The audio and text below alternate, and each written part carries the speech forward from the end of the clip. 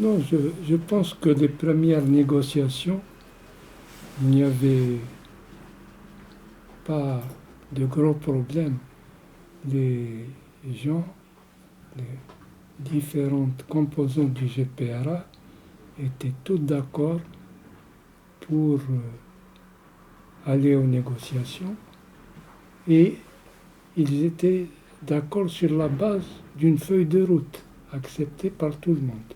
Et cette feuille de route a été empruntée jusqu'à la fin des négociations, jusqu'à la fin des négociations et les accords de Vienne.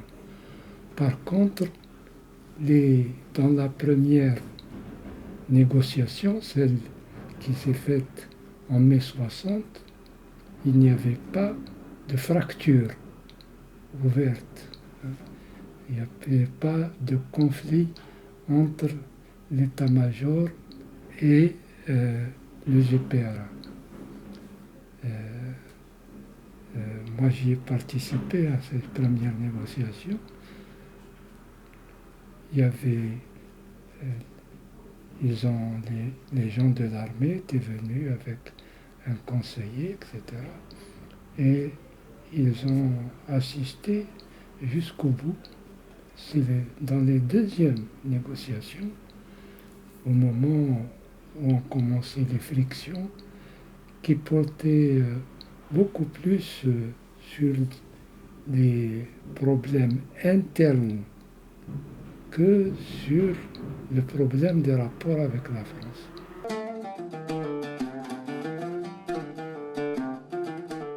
Dans les premières négociations, c'était toutes les composantes de la révolution qui sont sorties du congrès de la Soumam étaient présentes. Tout le monde était représenté. Il y avait les anciens du MTLD, les anciens de l'UDMA, les activistes, tout le monde était là. Il n'y avait vraiment aucun problème sur la désignation des membres. Par contre, lors des secondes négociations, celles qui ont eu sous la présidence de Ben Khadda, les anciens membres de l'UDMA en ont été exclus. Il y avait de nouveaux représentants du gouvernement, par exemple, pour les activistes, il y avait Krim a toujours été les premières et les secondes. Il y avait Abdallah Ben Tobel, il y avait Yazid, il y avait beaucoup de gens. Pour la préparation technique, il y avait une commission qui a été créée par Francis en 1959, qui a fait beaucoup de travaux. Et il y avait également l'expérience des négociations tunisiennes et marocaines. Or, il se trouve qu'un certain nombre des cadres techniques qui ont participé aux négociations ont été des hauts fonctionnaires chez les Tunisiens ou chez les Marocains. Donc, ils étaient préparés, ils avaient derrière eux l'expérience de la Tunisie et du Maroc.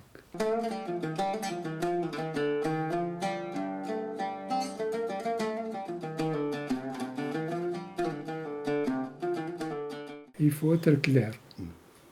Il y avait l'armée craignait que le projet français de force locale, d'une force locale de 30 000 hommes, finisse par se substituer à l'armée de libération. C'était une crainte. Et ce n'était pas une certitude. Et donc, cette crainte n'a jamais été dite ouvertement. Elle n'a jamais été dite ouvertement. Mais sinon, le problème, c'est une accumulation de contradictions qui vient de très loin et qui fait que est né le sentiment chez les dirigeants de l'armée que la question de l'unité nationale, ils en étaient la garantie. Donc, Ils soupçonnaient plus ou moins, mais il n'y avait rien. Il n'y avait absolument rien. La- les autres composantes du gouvernement ont suivi la feuille de route avec laquelle l'état-major au départ était d'accord.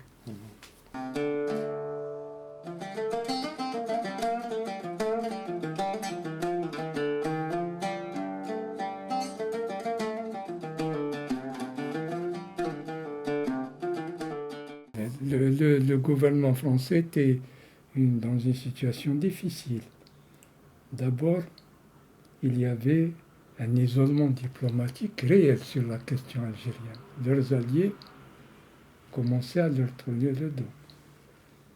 La deuxième chose, c'est une volonté de redéploiement de la France dans d'autres sphères, particulièrement en Europe, et puis l'acquisition d'une force militaire, c'est-à-dire la force atomique, qui puisse en faire un égal dans les débats internationaux des autres occidentaux.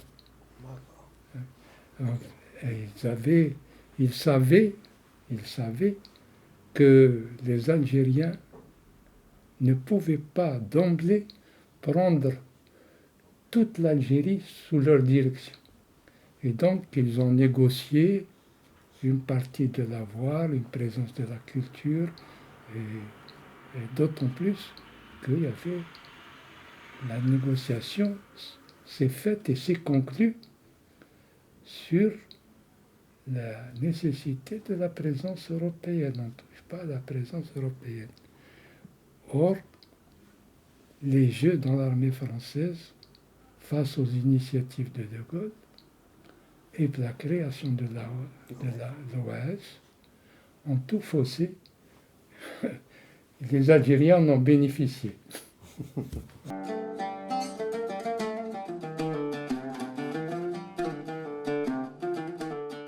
Il y a eu un vote. Dans ce vote, il y a eu 4 voix contre chez les 3 membres de l'état-major et un membre du conseil de wilaya, de la wilaya 5. Mais ça s'est fait sur un vote. Pour les votes, ça a été net. Nous, on l'a su dès le mois de février. Dès le mois de février, au ministère des Affaires étrangères, il y a Kheder qui a téléphoné à un cadre du ministère que je pilotais, puisque Dahleb était aux négociations. Il lui a dit, nous avons démissionné sur des questions de gestion et d'orientation en matière de politique étrangère. Il a téléphoné à l'un d'entre nous pour lui dire « Ne démissionnez pas, on arrive ». C'est comme ça qu'on a su qu'ils avaient conclu, on était en février, qu'ils avaient conclu l'accord.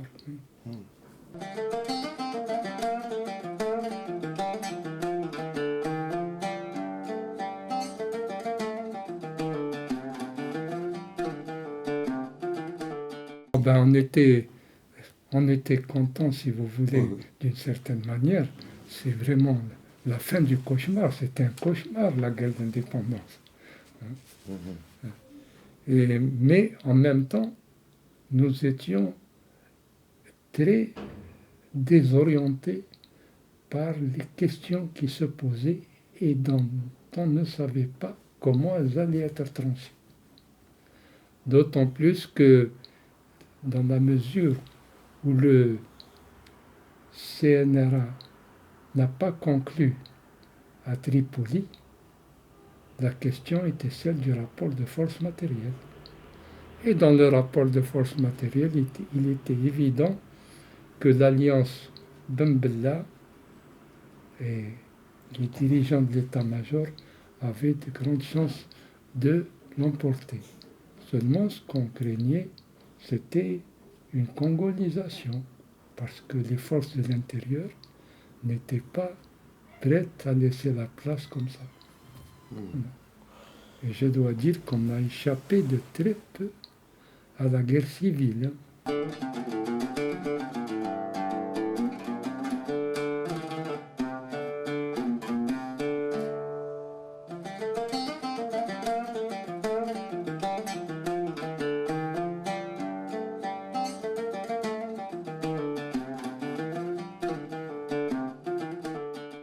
Il y avait les deux. Il y avait les deux.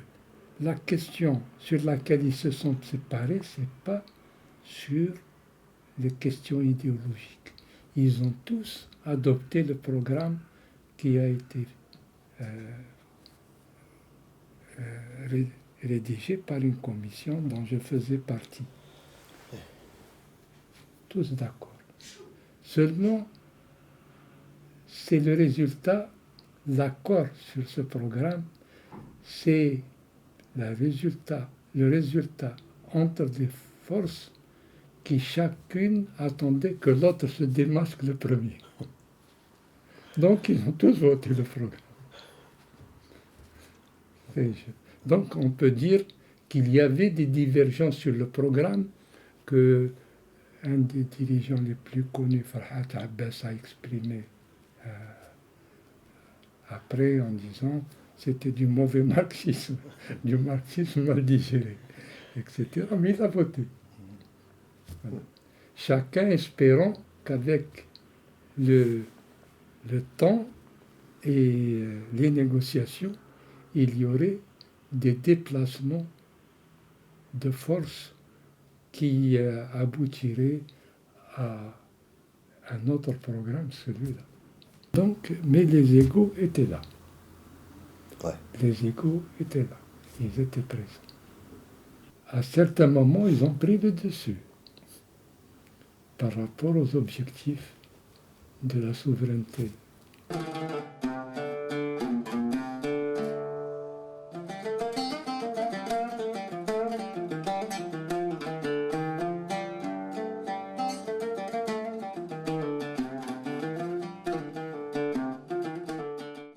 Bon, dans cette période, il y a eu le fait que la pression populaire a réussi à éviter la guerre civile. Ils ont accueilli le GPRA à Alger de la même manière qu'ils ont accueilli plus tard Boumediene Ben Bella. Et leur présence était une présence de type positif. Dans certaines régions, ils ont barré le chemin à la confrontation en se mettant sur la route, en bas. Mais La ils se sont population. couchés, la population s'est couchée sur la route pour que il y a eu une confrontation, mais la catastrophe qu'on craignait n'était pas arrivée. La population a sauvé, et puis la crainte que les Français interviennent à nouveau, parce que les accords d'Évian commençaient à être mis en question par l'occupation de biens français, par la disparition de Français, etc. Et là, il y avait une grande peur, celle de voir la France mettre en action son armée. Et je dois dire que les Français ont été très patients.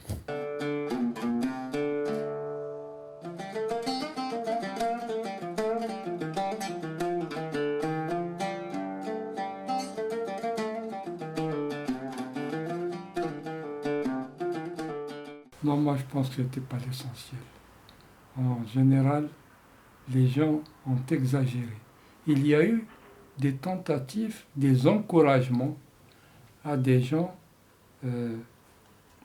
pour gagner le maquis au moment où les choses étaient en train de se résoudre.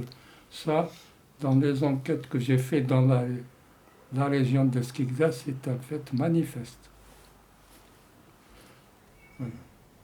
Mais l'envahissement, c'est un mythe. C'est un mythe qui permet de ne pas regarder une donnée importante, c'est que à l'intérieur, ils n'ont pas réussi à créer une armée. À l'extérieur, quand ils sont rentrés, c'était le droit de celui qui possédait les armes sur la population. Ce qui signifie que le terme de guerre populaire est un point d'interrogation.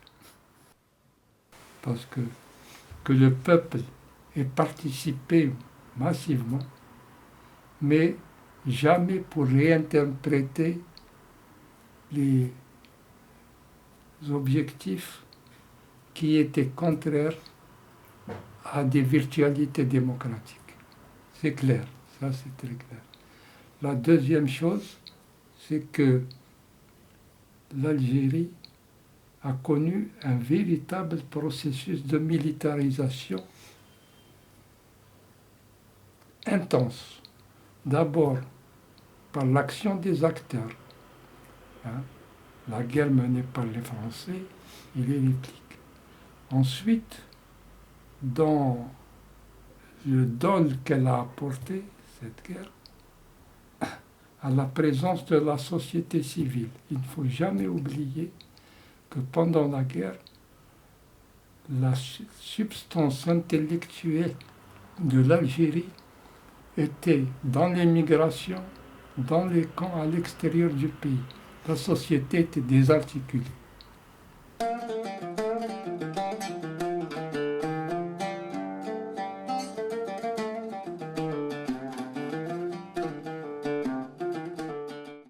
Non, il y a eu des atrocités et tout.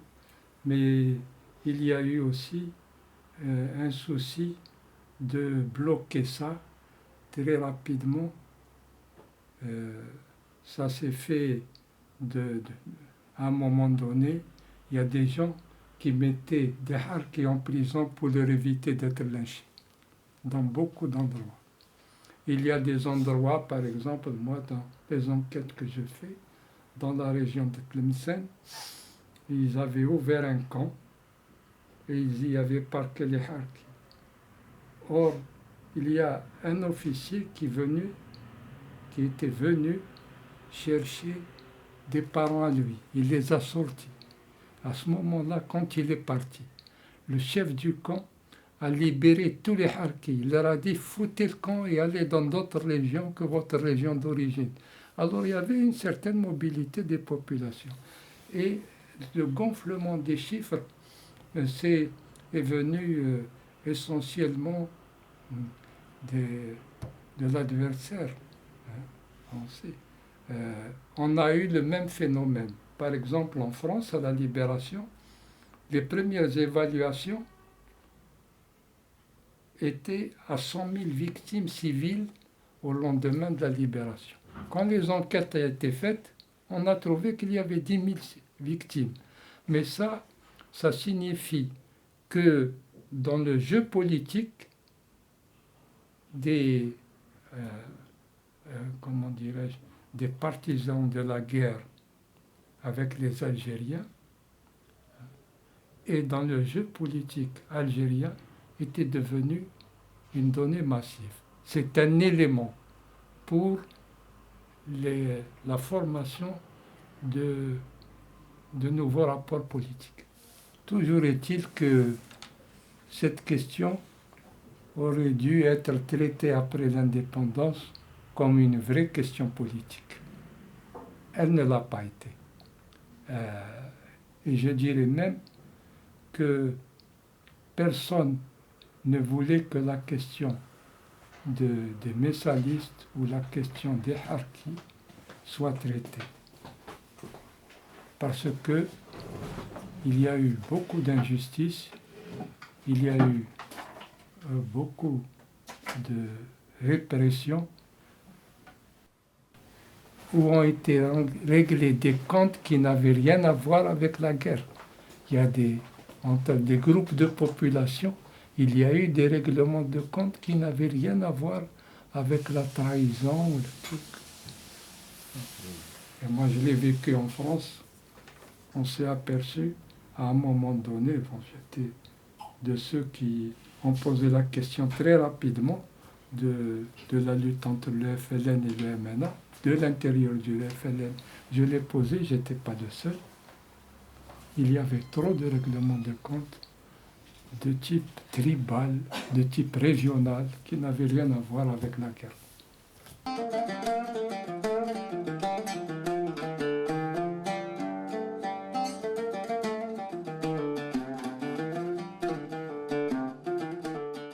Ah ben, elle était l'axe principal dans la conquête du pouvoir. À partir de là, une alliance a été passée entre Ben Bella et l'état-major avant même la fin du conflit. Et donc après, le déroulement, ça a été le déplacement du rapport de force à travers des compromis successifs. Et le plus fort n'a respecté aucun compromis. Le plus fort, c'était l'armée des frontières, alliée à Ben Bella. Ils n'ont respecté aucun des compromis qu'ils ont passés.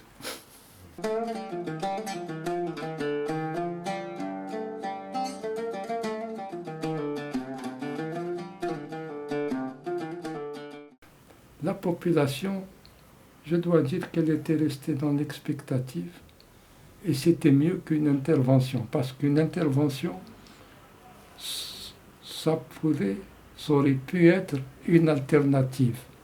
Or, l'état des forces politiques en Algérie n'offrait aucune alternative. Nous en sommes toujours là.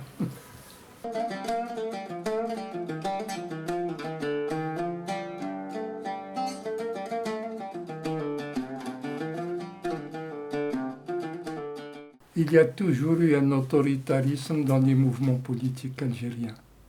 Sauf que cet autoritarisme a pris le visage du militaire. Ce qui est de l'exclusion des populations, de la possibilité de choisir leur destin. Mais le phénomène autoritaire a existé bien avant ça en Algérie. La société elle-même renferme une part d'activité. Avec la militarisation, ça s'est aggravé.